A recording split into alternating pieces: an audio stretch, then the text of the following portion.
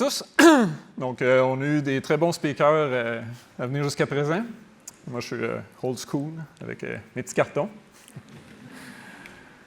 Alors, qui est Cléo? Donc, Cléo, nous sommes une firme qui développons des produits technologiques. Nous sommes spécialisés dans les produits médicaux.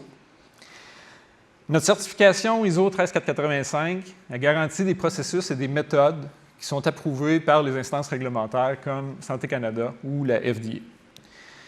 Cette certification, donc, elle nous donne accès à plusieurs types de produits, donc plusieurs types de projets, donc que ce soit des appareils de diagnostic, des appareils de monitoring, de traitement, que ce soit des appareils connectés, autonomes. Donc, on fait des produits aussi numériques et des produits physiques. Par la nature de notre entreprise, on travaille sur d'ambitieux projets d'innovation. Ah, on a un GIF animé qui ne fonctionne pas ici. Mais qui dit innovation, dit aussi risque. Donc, on a un GIF animé qui ne fonctionne pas encore ici. C'est les risques, on les voit. Donc, en tant que patient, l'image fixe, toujours mieux. En tant que patient, ce qu'on veut, c'est être soigné par la toute dernière technologie. Mais on veut aussi que le chirurgien soit en parfait contrôle de ce qu'il fait. Donc, c'est deux concepts qui sont parfois en opposition. Mais on trouverait ça vraiment bizarre que le chirurgien soit en train de lire le manuel d'usager juste avant l'opération. C'est ici qu'entrent en jeu les concepts de découvrabilité. On a vraiment trop de GIFs animés qui n'animent pas. Donc, quand on parle de développement de produits médicaux, ce qu'on doit toujours penser, c'est les risques. Donc, tout au long du développement, du processus de développement, on doit toujours avoir les risques en tête. Que ce soit des risques de défaillance, évidemment, mais des risques aussi à l'utilisation. Dans l'équipe de design que je dirige, donc on a des designers industriels, des designers UX et aussi des spécialistes en facteurs humains, donc aussi appelés ingénierie d'utilisabilité. En tant qu'équipe de design, notre rôle, c'est d'imaginer le meilleur produit possible pour exploiter la technologie ou l'innovation qui nous est présentée. L'introduction d'une nouvelle technologie sur le marché, ça comporte son lot de défis. Un des principaux défis, c'est l'adoption. Donc, si vous êtes parfaitement convaincu que votre technologie va révolutionner le traitement de telle ou telle maladie, que votre appareil de diagnostic va être plus rapide, plus efficace, si les utilisateurs ne l'adoptent pas, il va rester sur les tablettes. Puis une des principales raisons pour lesquelles ça peut arriver, c'est les risques. Il y a une distinction très importante à faire entre un succès d'ingénierie et un succès auprès des utilisateurs. Si les utilisateurs jugent que votre appareil est trop difficile à comprendre, s'il peut potentiellement comporter trop de risques, ils ne prendront pas la chance d'essayer de comprendre une nouvelle interface usagée. Ils vont avoir peur même de faire des erreurs de manipulation. Une stratégie pour favoriser l'adoption, c'est de maximiser la trouvabilité et de bien exploiter la découvrabilité. Quand on parle de découvrabilité, nous, on en voit deux types, la volontaire et l'involontaire. La première, donc le type de découvrabilité, la volontaire, elle se veut intuitive. Donc, en s'appuyant sur des indices clairs, des interactions prévisibles. Donc, la découvrabilité volontaire, elle va guider l'utilisateur à travers des indices bien pensés, donc comme des signes visuels ou des affordances. Elle va aussi encourager une exploration, contrôler un apprentissage actif. La découvrabilité involontaire, quant à elle, elle peut parfois mener à une expérience qui va être plus enrichissante. Donc, par contre, il faut l'éviter par le développement de produits médicaux. Évidemment, elle peut introduire des risques ou des utilisations inappropriées.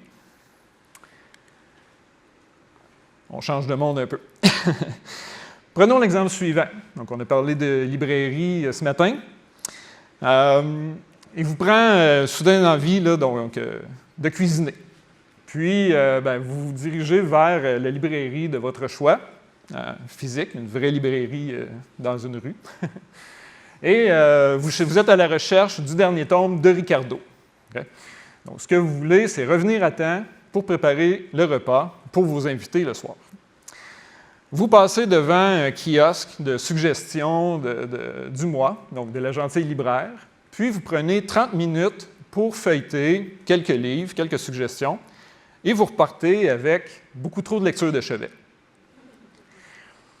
Arrivé dans le rayon des livres de recettes, finalement, vous voyez que l'offre, ça ne s'arrête pas seulement qu'aux livres de Ricardo ou de Marie-Lou. Donc encore là, vous prenez quelques minutes, puis vous repartez finalement avec un livre de recettes asiatiques. Dans votre aventure, vous avez été victime donc de découvrabilité volontaire et involontaire. Et même si la trouvabilité était très efficace, vous êtes reparti avec des choix, des livres qui vont finalement vous procurer plus de bonheur. Puis, ça va augmenter votre expérience. Le plus grand risque que vous avez couru à ce moment-là, c'est d'arriver en retard pour la préparation de votre repas. Vous avez commandé de la pizza, c'est pas plus grave. Évidemment, chez Cléo, nous, on ne conçoit pas des librairies. On conçoit des appareils médicaux qui peuvent être potentiellement beaucoup plus dangereux qu'une pizza pepperoni fromage. Donc, on va maintenant voir les concepts dans le contexte d'un projet médical. En 2019, donc, une entreprise du nom de Starpax elle sollicite Cléo pour développer un appareil qui sert à guider des bactéries porteuses de chimiothérapie dans le corps humain. Bon, j'en ai vu des idées farfelues dans ma vie. Je pourrais probablement donner une conférence uniquement sur ce sujet-là. Mais quand on a entendu parler de cette idée-là, je la trouvais pas mal de classe olympique, là. Dans l'équipe, on a tout de suite pensé au film Voyage fantastique. Donc, guider des bactéries dans le corps humain pour aller soigner une maladie, guérir le cancer. Ceux qui ont déjà vu le film, pour les plus vieux. Mais laissez-moi vous expliquer le concept, puis vous allez comprendre pourquoi on était si enthousiaste à travailler sur ce projet-là. Je vais d'abord vous expliquer que, malgré tous les détails techniques que je vais vous donner, je ne pourrai jamais rentrer en profondeur pour tout vous expliquer. Pour les intéressés, on va être disponible à la pause pour répondre à vos questions. Donc, tout commence avec une bactérie.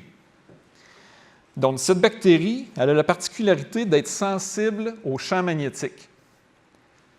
Elle est aussi en constante recherche de zones à faible taux d'oxygène. On appelle ça les zones hypoxiques. Encore là, c'est une petite technique un peu. Cette bactérie, elle est enduite d'un agent thérapeutique, donc comme la chimiothérapie, qui est ajouté à une solution qui va faciliter son injection. Excusez pour l'image, un peu ragoûtante. Donc, la bactérie, comme elle est sensible aux champs magnétiques, c'est ce qui va lui permettre de se faire guider vers le centre de la tumeur. Une fois dans la tumeur, donc la bactérie, elle va poursuivre son chemin vers les zones à faible taux d'oxygène. Okay? Ces zones-là, habituellement, sont très difficiles à atteindre par les injections conventionnelles.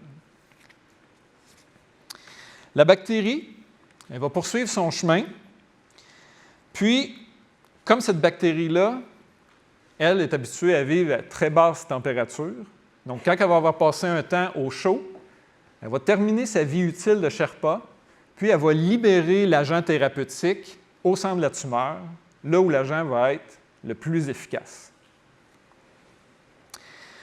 Pour réaliser cette prouesse, donc on a dû imaginer un appareil appelé le Polar Track qui permet de positionner le patient au centre des champs magnétiques.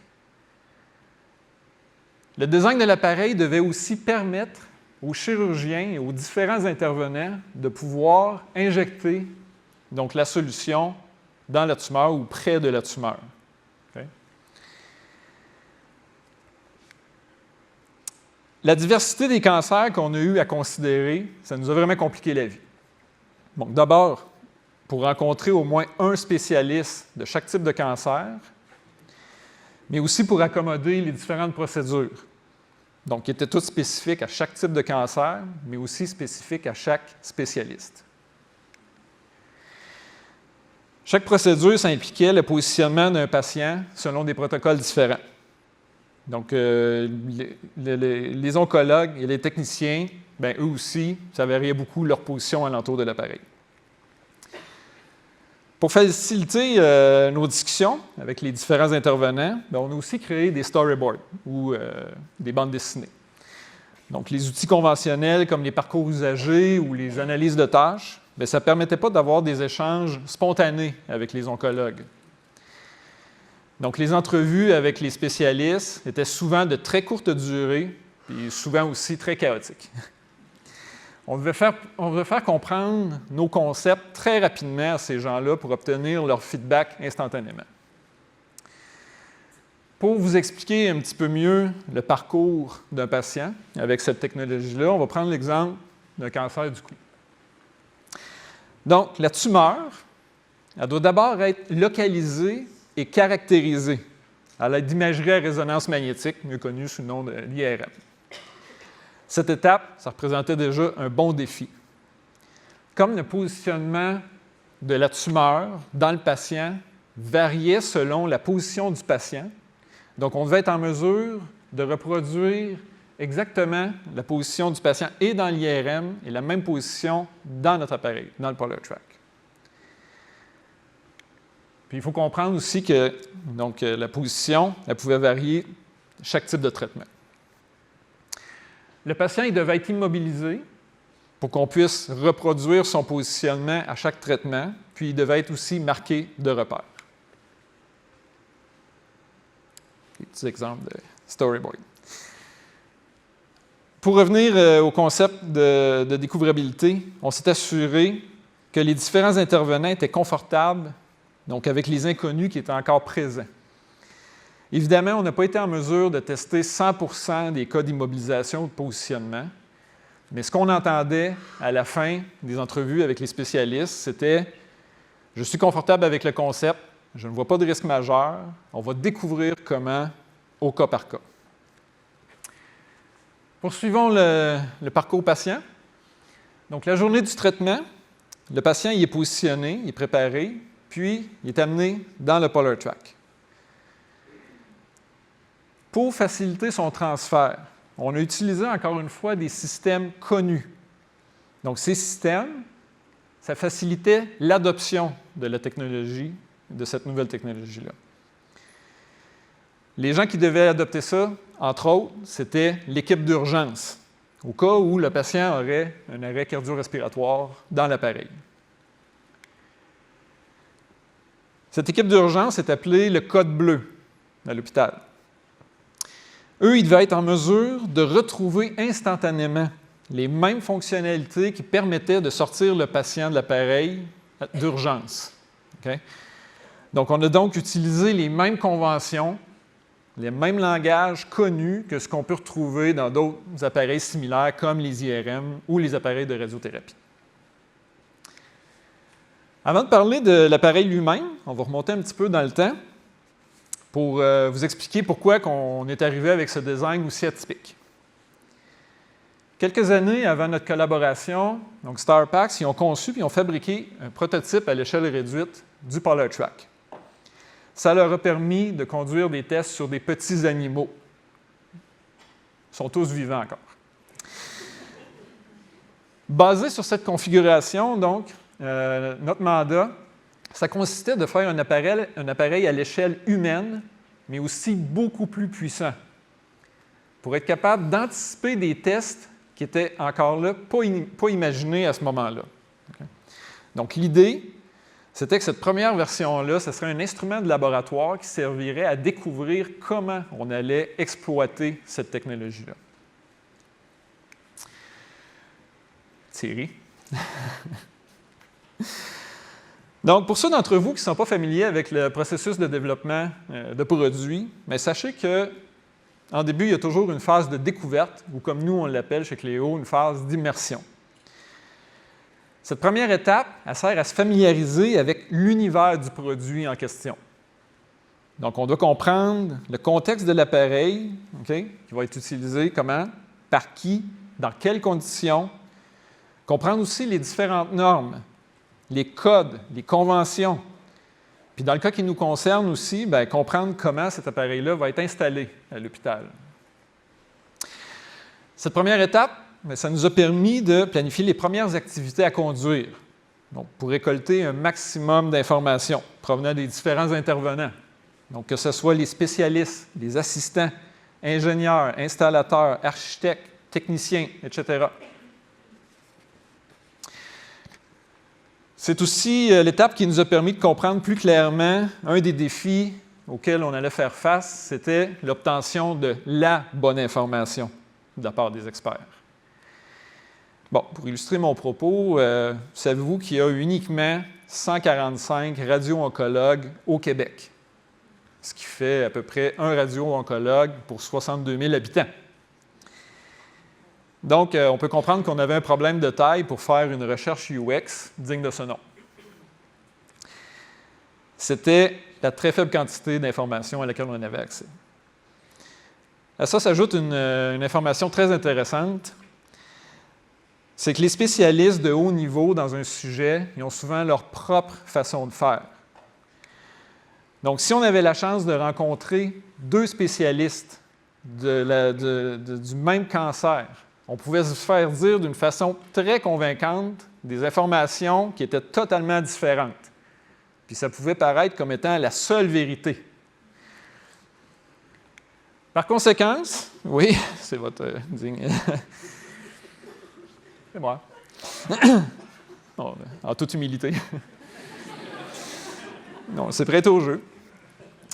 Donc, par conséquent, que pendant un bon moment, bien, on a défini des requis de conception basés sur des informations qui nous étaient fournies par une éminente radio-oncologue, sans évidemment remettre en question ce qui nous était fourni comme information. Puis, bien, comme le temps s'écoulait, puis que bien, dans une entreprise à but lucratif, donc on avait un échéancier à respecter. Puis c'est comme on dit, bien, on a commencé à construire l'avion en plein vol. Donc, pour vérifier plus efficacement nos hypothèses, bien, on est rapidement passé des simulations 3D, donc aux maquettes en carton à l'échelle 1:1.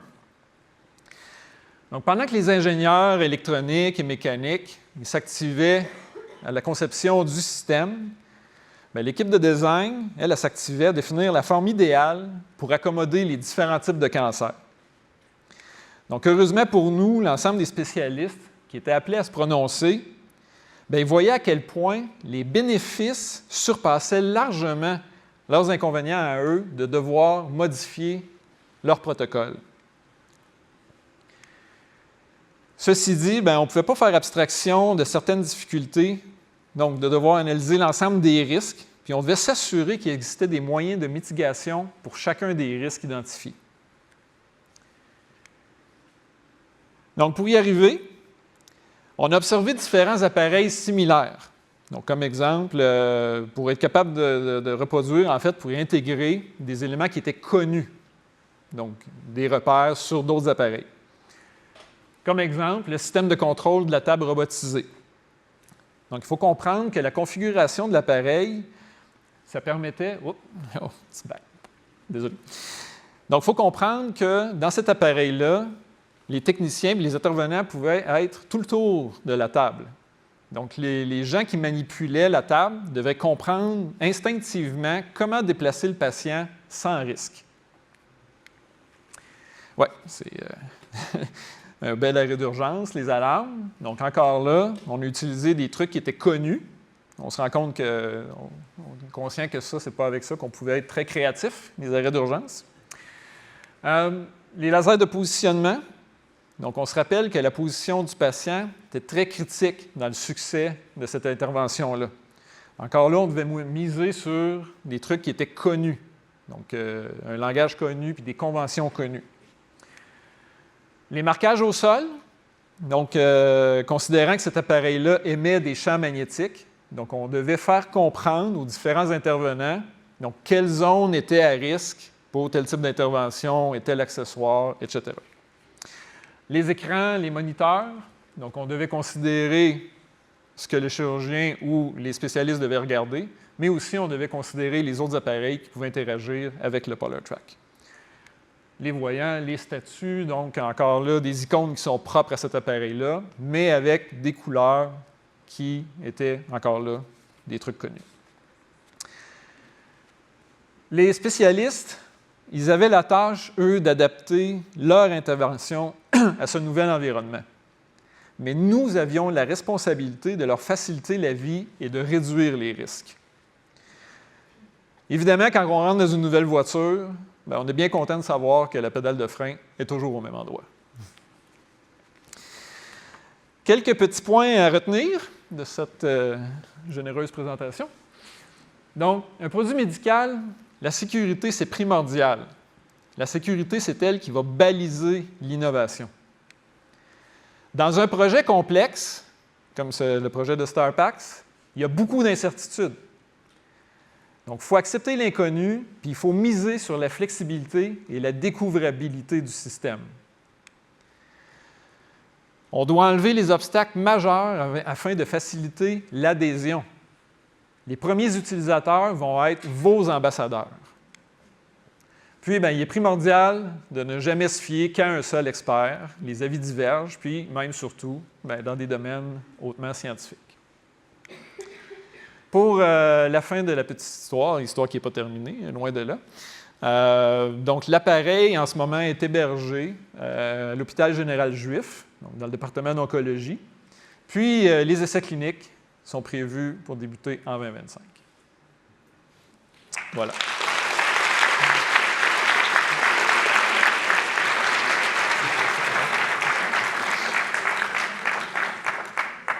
Merci François pour cette présentation.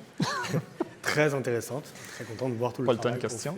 Si, peut-être en prendre une. On va t'autoriser une question. Est-ce qu'on a une question pour François dans la salle? Il a droit à une question. Ici, j'ai une question. Est-ce qu'on a un micro? Oui, Alexandra. Bonjour. Merci pour la présentation. Puis je me suis toujours demandé comment on arrivait à avoir accès à des professionnels qui sont aussi occupés que des oncologues, par exemple. Et là, je viens me poser la question de UX designer de base. Le patient dans tout ça, est-ce que vous testez aussi avec lui comment ça se passe pour lui d'être dans cette machine, ou est-ce que c'est plus secondaire du moment qu'il est traité médicalement? Ça peut être ça, oui. Dans ce cas-là, nous, ce qu'on a fait, c'est, bon, évidemment, on n'avait pas des patients pour être capable de tester la configuration. Donc, on s'est prêté au jeu. Hein. On a vu qu'on a fait... on avait des mannequins, premièrement, là, en plastique. Mais aussi, bien, chacun d'entre nous dans l'équipe, on s'est prêté au jeu pour voir justement ce feeling-là et tout. Dans la vraie vie, bien, il va y avoir ce qu'on appelle, disons, une installation de simulation. Donc, pour être capable d'aider justement à découvrir comment positionner le patient, comment il va se sentir et tout, avant de l'amener dans le véritable appareil qui, lui, va être monopolisé pour les traitements. Donc, évidemment, ce n'est pas évident avec ce genre de projet-là de solliciter des patients pour faire ce genre de simulation-là. Donc, il a fallu faire preuve d'un peu d'imagination pour être capable de contourner ce petit obstacle. Est-ce que ça répond à ta question? Oui. Il y avait aussi la complémentarité. Comment vous accédez à des oncologues? On a des bons contacts. Très bien, c'est bon. Ouais, c'est que plus un professionnel est spécialisé, plus il est difficile d'accès. C'est extrêmement difficile. Extrêmement difficile. Rapidement, est-ce qu'on peut avoir un... Donc, bonjour, Thierry Pagé de StarPax Biopharma. Merci François pour la présentation. En fait, si je peux vous dire, c'est que nous, dans notre cas, on a travaillé vraiment en partenariat avec l'Hôpital général juif, avec le CRCHUM, avec différents hôpitaux. Donc, c'est vraiment cette notion de partenariat qui permettent d'avoir accès aux professionnels, aux médecins. Et sans eux, sans ce partenariat-là, jamais on y serait arrivé. Donc, c'est vraiment, je pense, un concept clé. Et je pense que dans notre écosystème à Montréal, on est capable de faire ça. Donc, voilà. Et puis, peut-être, j'aimerais mentionner qu'en termes de découvrabilité, au début, on avait commencé avec les cancers du rectum. Et on a découvert, en parlant avec les oncologues, qu'on pouvait toucher beaucoup plus de zones sur le corps et pour couvrir des cancers, donc de la tête et cou, l'abdomen, le thorax et finalement toute la zone pelvique, ce qui a augmenté de beaucoup, en fait, le nombre de cancers qu'on est capable de viser. Et tout ça, c'est grâce aux exercices de découvrabilité qu'on a fait. Super. Merci beaucoup. Merci François.